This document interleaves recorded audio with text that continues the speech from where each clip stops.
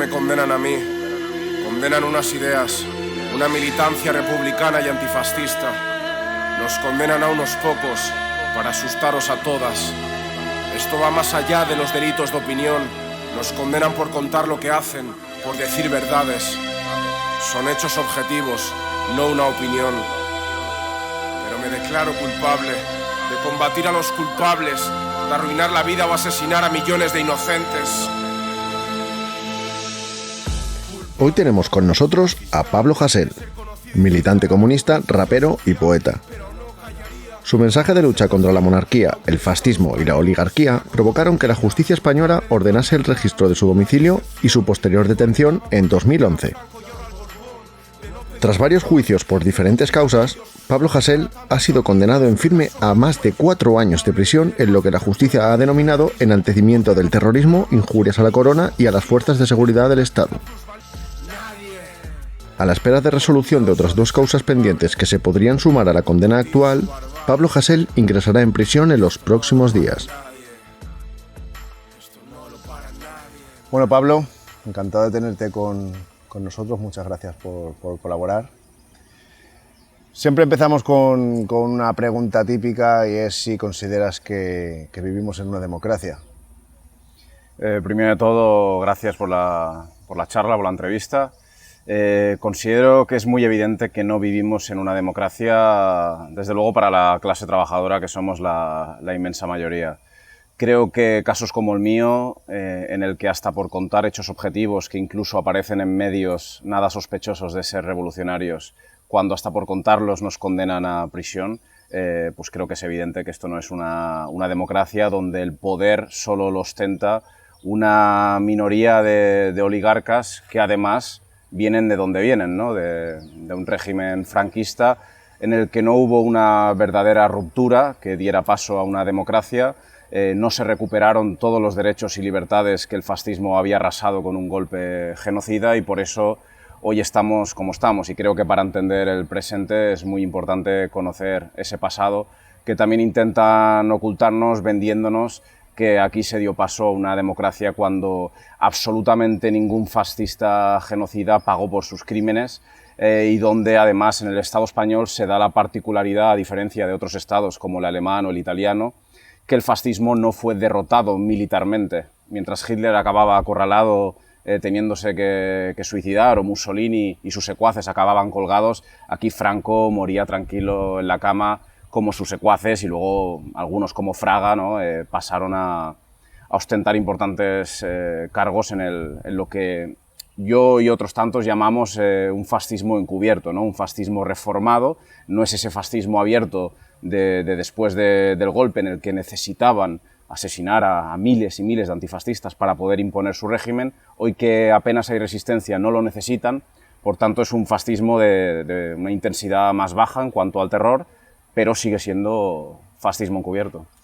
¿Por qué consideras que tú se está llevando este proceso contra ti? Porque creo que es evidente que mis canciones han empujado a muchísimas personas al menos a reflexionar, a conocer cosas que ellos quieren ocultar, que desde luego no aparecen en los grandes medios capitalistas y que además han empujado a la lucha revolucionaria organizada. La propia fiscal reconoció en mi último juicio en la Audiencia Nacional que yo soy peligroso porque soy conocido e incito a la movilización social. Es decir, estaban reconociendo que incitar a la movilización social es peligroso y, por tanto, ilegal. Creo, no solo en mi caso, sino en el resto de casos de los 15 raperos que hemos sido condenados a prisión, que se da un denominador común y es que todos hemos hablado de cosas peligrosas para el régimen. Hemos cuestionado, hemos señalado sus pilares, como puede ser la monarquía, como pueden ser sus fuerzas armadas y como puede ser también la existencia de presos políticos, de luchadores que están en la cárcel por haber defendido nuestros derechos y libertades, como dentro de unos días seguramente yo también voy a estar encarcelado por lo mismo. Pero realmente ha habido una batería de artistas que han hablado y siguen hablando en este aspecto con un punto crítico hacia el régimen, como lo denominas. y no ha habido ese tipo de consecuencias. Ayer mismo estuve hablando con Locus de Duokie y sus ideas es puñetero también. En sus directos también habla claramente y sin tapujos, y sin embargo no vemos que vayan a por ellos. ¿Por qué vosotros sí y el resto no? Raiden igual. Lo que pasa es que es como un poco carameliza la manera de decir las cosas, no quizás tan directo o tan agresivo. Claro, yo considero que nosotros hemos ido mucho más lejos a la hora de ser explícitos y a la hora de hablar claro, y ellos lo que temen es eso, porque lo que crea conciencia, tú para crear conciencia es de hablar claro, no hablar de forma, digamos, disimulada o rebajar el mensaje hasta hacerlo aceptable por el sistema.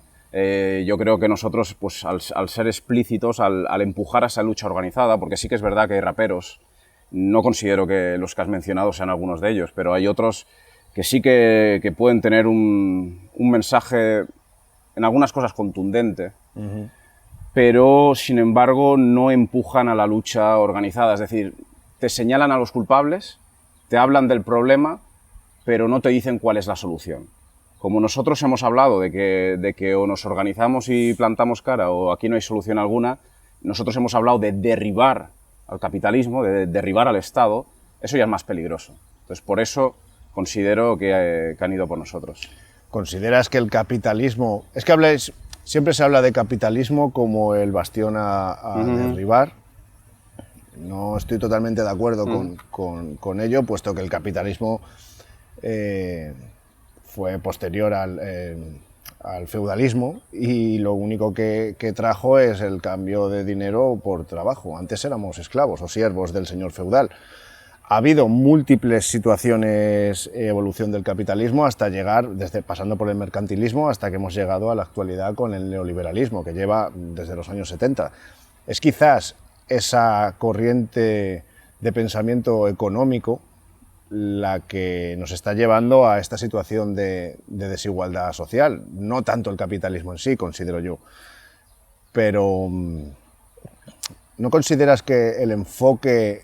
Lo estás hablando tú como una lucha, casi una organización casi para derrocar un sistema? ¿Crees que la violencia es el enfoque adecuado? Empezando por el tema del capitalismo y lo que comentabas de la esclavitud, es verdad que no es la misma que en el feudalismo, pero que si vamos, por ejemplo, no hace falta irse muy lejos, a los campos de Lleida, donde estamos ahora mismo, hay inmigrantes que están trabajando de sol a sol por 2 euros la hora, en condiciones peor que lamentables y que luego encima duermen al raso. Es decir, no tienen ni una vivienda para poder... Claro, ¿eso no es esclavitud? Es que la rueda del capitalismo, en el vídeo animado que hicimos, Lo que te mata es el dinero, al final creamos un gráfico bastante evidente donde, bueno, ahí surgió bastantes miedos por muchas personas hablando en petit comité, ¿no? Decían, hostias, y claro, es que todo esto tiene un proceso desde que salimos del feudalismo, subimos hasta el punto álgido y bajamos de nuevo, entonces pasamos por las mismas etapas y se puede decir que ahora mismo estamos en la misma situación del inicio del capitalismo, por lo tanto estamos en la misma situación que nos está abogando a un neofeudalismo.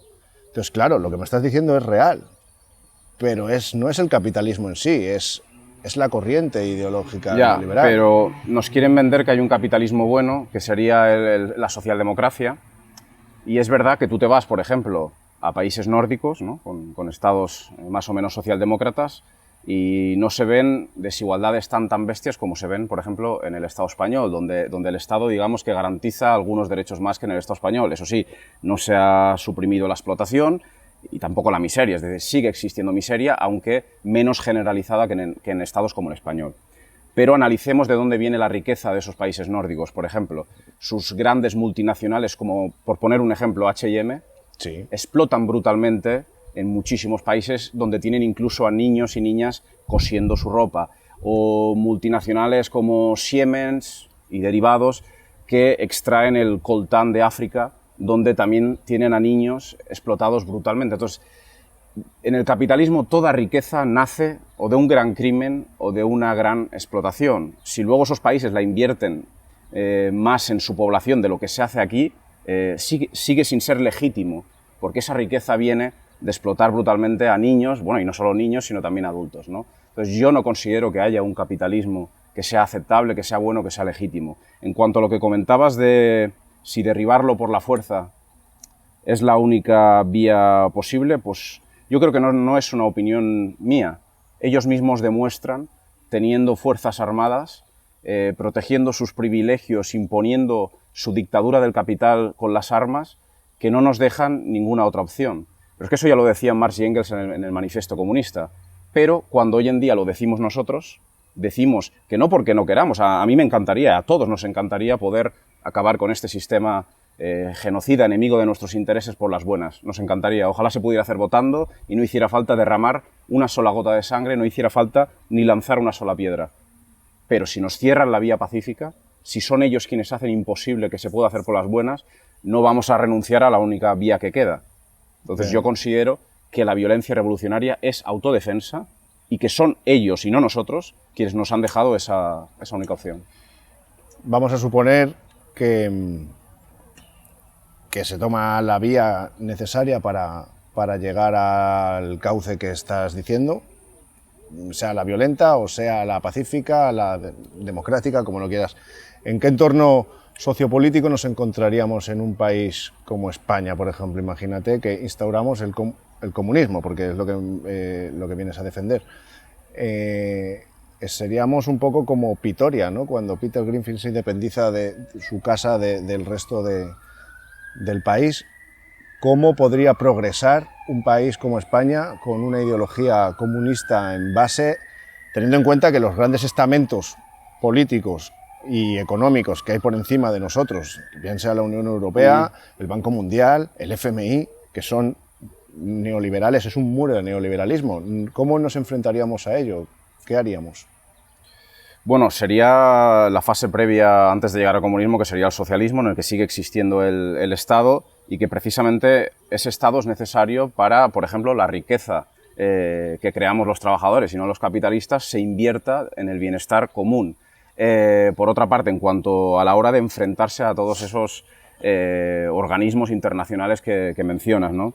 Pues creo que hay países que han demostrado, aunque evidentemente no es fácil, que se puede hacer frente y conseguir cierta independencia económica. También le decían a la Unión Soviética, que era una de las mayores diferencias con el trotskismo, que el trotskismo sostenía que el socialismo no era posible en un solo país, ¿no? Creo que la Unión Soviética demostró que sí es posible y que pasó precisamente de todos esos resquicios del feudalismo, de arar los campos con burros, pasó pues, a ser una potencia económica que incluso los capitalistas reconocen esos grandes logros de la Unión Soviética, pues que pasó a tener, por ejemplo, una tecnología espacial brutal, ¿no? Un país tan atrasado que pasa eso, está claro que algo habrán hecho bien, ¿no? Yo creo que todas esas experiencias demuestran que sí que se puede hacer frente, no sin dificultades, a todas esas grandes potencias económicas. De todas formas, yo creo que cuando aquí lleguemos al socialismo ya habrá otros países que hayan conquistado el socialismo y con quienes se pueda tejer pues, unas alianzas económicas que favorezcan esa independencia económica. Y en todo caso, si no han llegado al socialismo, habrá países en los que, por ejemplo, Venezuela es un país que sigue siendo capitalista, no hay socialismo, aunque algunos digan que hay socialismo, es un Estado capitalista, pero sin embargo es un Estado más progresista que, desde luego, por ejemplo, Estados Unidos u otros países similares, con los que a nivel económico se pueden realizar intercambios pues, que sean beneficiosos para el Estado socialista.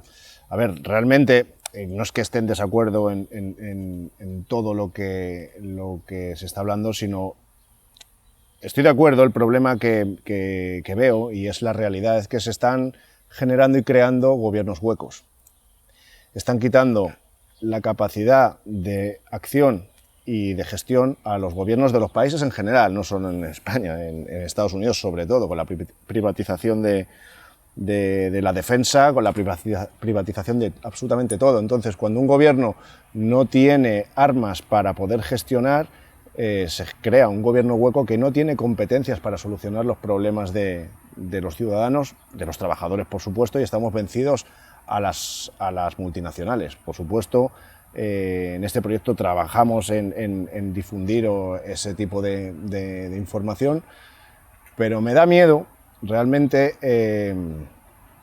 que se entienda mal la forma de actuar. ¿Realmente no consideras que mediante el consumo sería más fácil hacerles daño?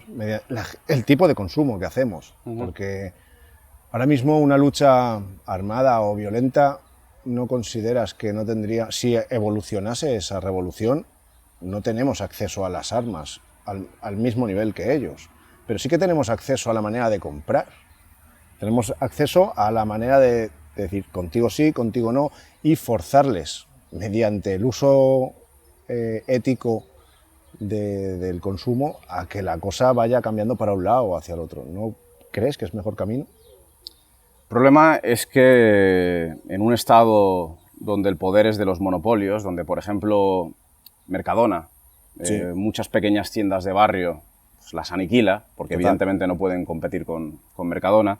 Claro, primero esas tiendas de barrio, muchas de ellas desaparecen por lo que estoy mencionando. Pero es que aparte, como lógicamente no pueden poner los mismos precios, al final te sale más barato ir a comprar a Mercadona. Cuando estamos hablando de que hay una gran parte de la población en el Estado español que desde luego no va bien económicamente, Claro, pero es lógico que prime... ¿Dónde está comprando Mercadona? Es que lo que está ocurriendo es que está comprando en el extranjero, no, Sí, está, sí. no está comprando Sí, a los campesinos. sí, sí. Ahí es donde te digo, sí, el gobierno tiene que tener cierta fuerza. Si se crea un gobierno hueco, no tiene manera de forzar a los mercados a que consuman el producto nacional. Ahí es la única forma. Claro, ¿no? pero es que en el Estado español el poder es de la oligarquía y el dueño de Mercadona forma parte de esa oligarquía. Entonces son ellos quienes realmente imponen las políticas. Aquí nos han vendido, volviendo a lo que comentabas al principio de si hay democracia o no, aquí nos han vendido que nosotros escogemos un gobierno y realmente este gobierno que nosotros votamos tiene el poder sobre todo.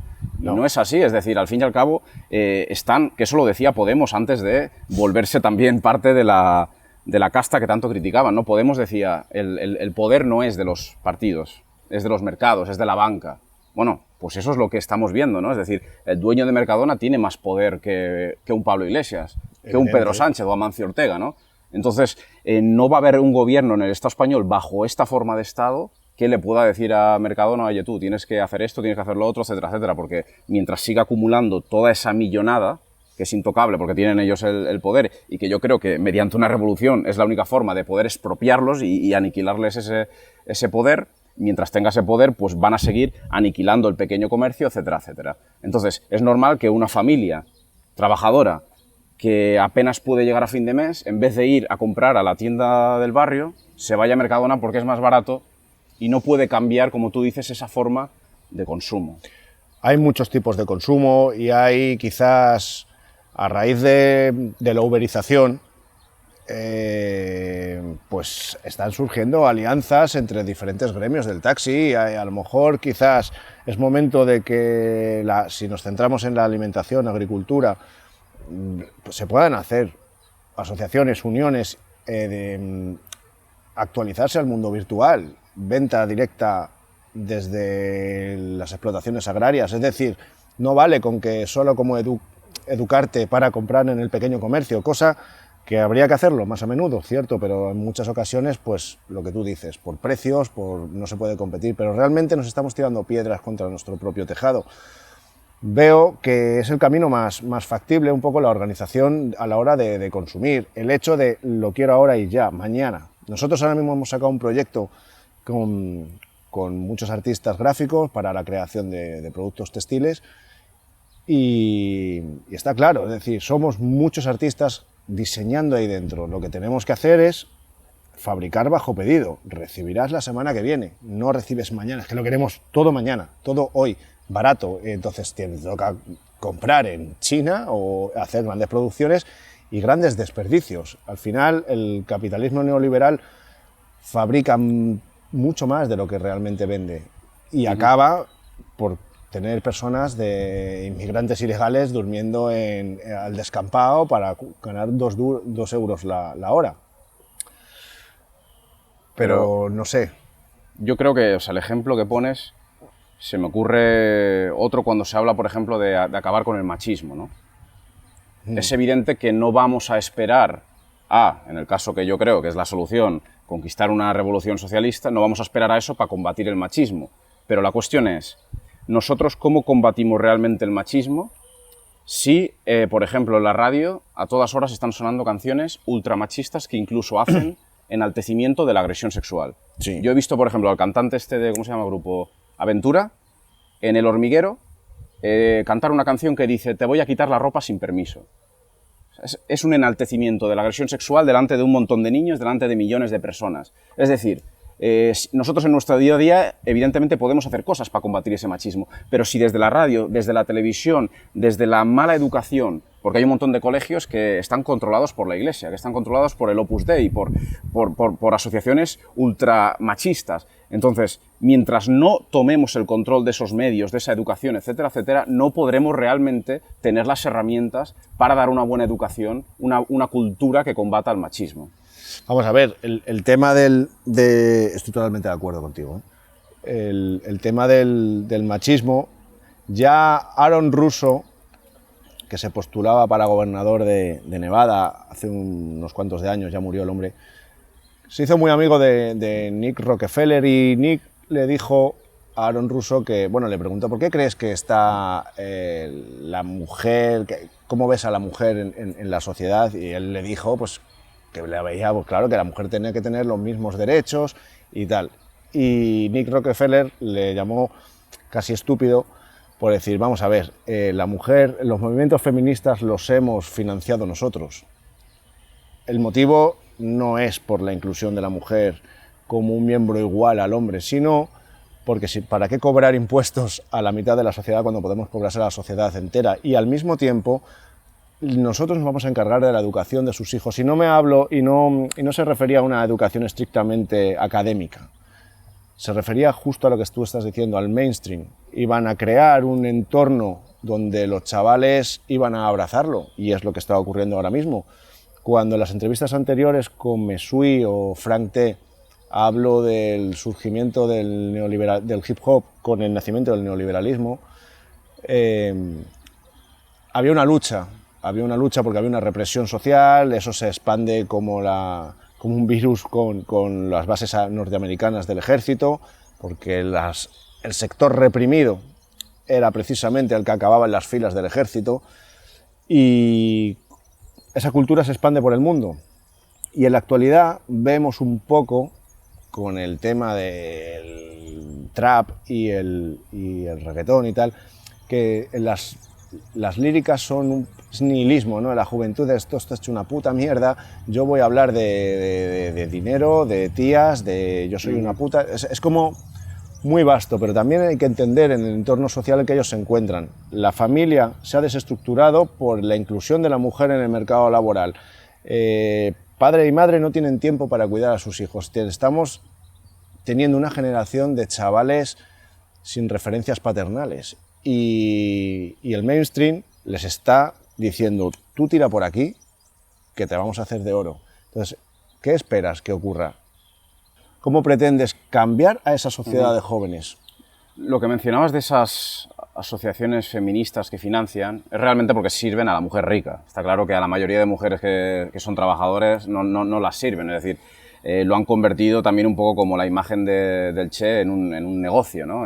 Lo vemos ahora también con el tema de la lucha contra el racismo en Estados Unidos, cómo grandes multinacionales lo están aprovechando también para hacer negocio e intentan arrasar con ese contenido revolucionario y hacerlo totalmente inofensivo, ¿no? En cuanto a los grupos que comentas que también promociona el sistema, sean de trap o sean de cualquier otro estilo de música, porque también es cierto que mucha gente la toma con el trap, pero yo he escuchado canciones de trap que tienen un mensaje reivindicativo. La cuestión es el contenido, ¿no? No decía porque lo dijeras tú, sino no. Sí, porque hay gente que la toma con él. Y yo no la tomo con el trap. También hay reggaetón que me parece que tiene un buen contenido y que incluso está bien hecho. O sea, hay música de todos los estilos muy digna, ¿no? Pero si precisamente, como comentas, fomentan esa música es porque, pues sí, fomentan un nihilismo de que bueno, no tiene sentido luchar, de que lo único que tiene sentido es el hedonismo, bueno, que realmente al final acaba llevando a la autodestrucción, ¿no? La droga, el tratar a la mujer como un objeto, el consumismo, pero es contradictorio porque, claro, fomentan el consumismo, pero a la vez la mayoría de la gente no tiene dinero ni siquiera para consumir, ¿no? Es decir, es una degeneración absoluta y cuando el sistema está promocionando algo, bueno, habrá que pensar con qué fin lo está haciendo, ¿no?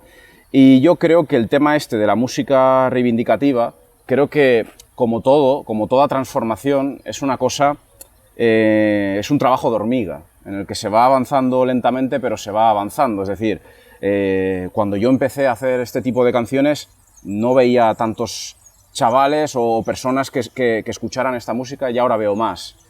Creo que en unos años habrá más, es decir, la cuestión es ir avanzando, pero es un camino arduo y lento. Total. Con respecto a, bueno, ya siguiendo en el tema musical con tu mensaje, pues bueno, ahora estás pendiente de entrar en prisión. Parece que están yendo un poquito a machete a por ti, cosa que no logro entender por qué otros personajes públicos con mucho más mediáticos que tú. Yo he escuchado a personajes decir que pondrían una pistola a Pablo Iglesias en la cabeza y aplaudirían si alguien les dispara por la calle. Sí. Hace 2 días han dejado a un pavo libre por pegar tiros a... Sí. No sé, es como... Mira, yo personalmente ya sabes que no estoy de acuerdo con este tipo de lucha tan violenta. Prefiero tomar caminos más sofisticados, pero aún así estoy totalmente de acuerdo con muchas de las cosas que tú dices, aunque las formas no sean las más correctas, pero lo que dices es cierto. ¿Por qué consideras que no hay compensación, que se ataca con la misma rotundidad que se te ataca a ti, a otros personajes públicos? Por lo que decíamos al principio de la charla, cuando me preguntabas si esto es una democracia, ¿no? Decía que el verdadero poder lo siguen teniendo los mismos fascistas. Por eso personajes como Los Santos dicen que para acabar con el independentismo hay que bombardear Barcelona, o cuando los alemanes se negaron a entregar a Puigdemont, que dijo que había que bombardear cervecerías alemanas y secuestrar a alemanes, y evidentemente no le pasó nada, como también él mismo deseó disparar a Pablo Iglesias y a otra gente de Podemos, ¿no? Vemos cómo realmente solo el fascismo tiene libertad de expresión, y porque evidentemente no les supone un peligro a ellos. Es decir, al Estado Los Santos no solo no les supone un peligro, sino que defiende lo que defiende el Estado, ¿no? Es precisamente que vienen a por nosotros porque nosotros sí queremos acabar con este Estado. Y nosotros, como decía antes, hablamos de la solución, nosotros atacamos a los culpables, etcétera, etcétera, y por eso nuestro mensaje pues sí que es peligroso, e intentan a la vez utilizarnos como cabezas de turco para asustar al resto. Es decir, el Estado sabe que encarcelándome a mí yo no voy a claudicar, porque a mí ya me han hecho de todo y he seguido igual. Entonces, si saben que a mí no me van a doblegar, cuando a mí me están reprimiendo lo hacen para asustar a otros. Luego me contabas antes, ya hablaré con Franté a ver que me cuente bien esa historia, pero es como curioso, ¿no? Desde la cadena SER, que es donde está Jiménez Los Santos y donde dice esas lindeces, luego resulta que a Franté tuvo problemas cuando tuvo la entrevista contigo. Sí, en 2014 yo tuve mi primer juicio por hacer canciones en la Audiencia Nacional, por el que me condenaron a 2 años de prisión, y un par de días antes, o el día antes, Franté me llamó para hacer una entrevista en su programa de radio, Radio 3, ¿no se llama? ¿O cómo era? ¿Cómo se llama? Bueno, es la cadena pública, ¿no? de radio. La cuarta parte, creo que, sí, o algo así es. Claro, y pocos días después me escribió diciéndome pues eso, que le habían amenazado con cerrarle el programa, que no se volviera a repetir una cosa así. Claro, eso, como decía antes, reprimen para también asustar al resto. Ahora Franté, el otro día, por ejemplo, una plataforma solidaria que hay, le envió un mensaje diciéndole, oye, porque hay raperos que han sacado unos vídeos pidiendo mi libertad, ¿no? Y defendiendo la libertad de expresión, no solo la mía, la de todos. Y se le pidió a Franté y como que dijo, bueno, yo ya tuve bastante con esto, tal, entonces lo que han conseguido es acojonarlo. Y ahora no se quiere mojar con esto. Pero es normal también, o sea, que yo le entiendo, no le critico, porque tampoco... Bueno, vale, pero entonces no vayas de lo que no eres. A mí lo que no me puedes vender es que no, quejarte del contenido del rap o no sé qué historias, que si unos no tienen mensaje y tal, y luego a la mínima que te tocan un poco, te haces diarrea. O sea, yo eso no lo respeto, no lo respeto. Yo lo entiendo, he dicho. Es verdad, se puede entender, pero no compartir. No compartir. Cada uno toma sus decisiones, nosotros somos libres. Yo no tengo a nadie que me diga de esto hablas, de esto no hablas. Pero es complicidad, entonces. El silencio es complicidad. Yo cuando te escribí, ya mucho tiempo diciéndonos de hablar contigo, y de esto que vas posponiendo un poco las cosas, tienes mucho, tampoco vivimos de esto, y cuando vi la noticia dije, hostias, digo, no, aquí ya no me puedo dormir más en los laureles, ya te escribí y bueno, me contestaste rápido. Y evidentemente hay cosas que no interesan que se digan, que se hablen. Entiendo que los medios hegemónicos pongan bastante filtro a este tipo de cosas, y entiendo que personas declinen hacer publicidad sobre ello. No, si yo entenderlo lo entiendo, pero no lo comparto, y lo que no se puede ser es tan hipócrita de luego hablar de sí, el mensaje en el hip hop, qué importante es, que no sé qué, y luego cuando hay una persona a la que quieren encarcelar por tener mensaje, porque claro, a Frante le parece muy bien que en Estados Unidos haya raperos, grupos conocidísimos, que incluso hablan de matar al presidente, que han hablado de matar policías, y nunca les han encarcelado por ello. O sea, han sonado hasta en la radio. Ya. Y a Frante le parece muy bien que en Estados Unidos hagan ese tipo de música. Incluso él escucha esos grupos y los pone en su programa de radio. Pero cuando quieren encarcelar a una persona por hacer eso, incluso más suave, porque mis letras son más suaves que las de muchos grupos de ahí, y me quieren encarcelar por ello, entonces Fran dice, no, yo no me mojo ni mínimamente porque si no puedo tener problemas. Perfecto, pero entonces no vayas de lo que no eres. Que tus letras podrían ser, o sea, es que tampoco son para tanto, que las he escuchado y he dicho, bueno, puede ser mal gusto, si lo quieres llamar así, pero tampoco veo que sea una...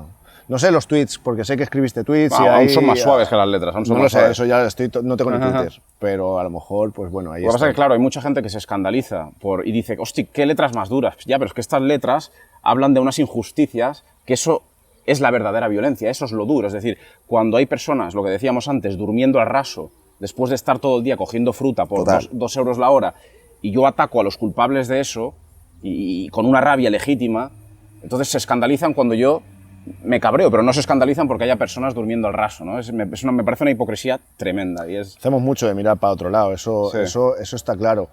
Por eso veo complicado tanto mi postura de consumo responsable como la tuya de... No, complicado es, yo no lo he negado. Pero bueno, de cualquier forma, tiene mala pinta todo, la verdad, mala pinta.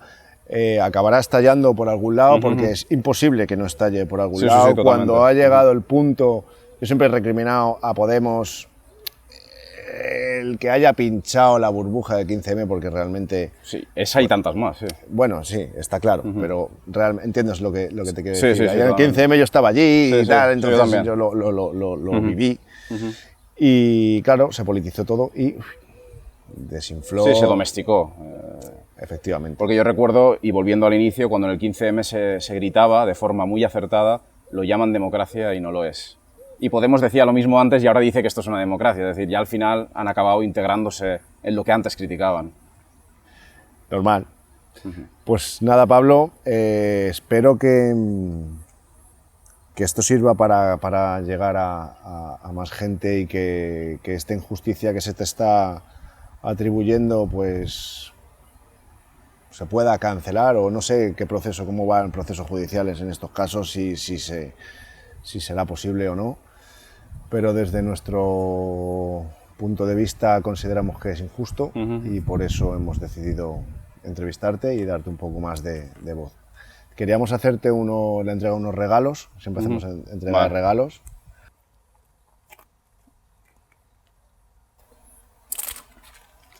Muchas gracias. La camiseta muy al Muchas gracias. Cerdocracia, y la máscara de cerdo, tío. Gracias. Pues nada, señor. Encantado. Un placer. Muchas gracias. El preso desea decir al... ¡Libertad!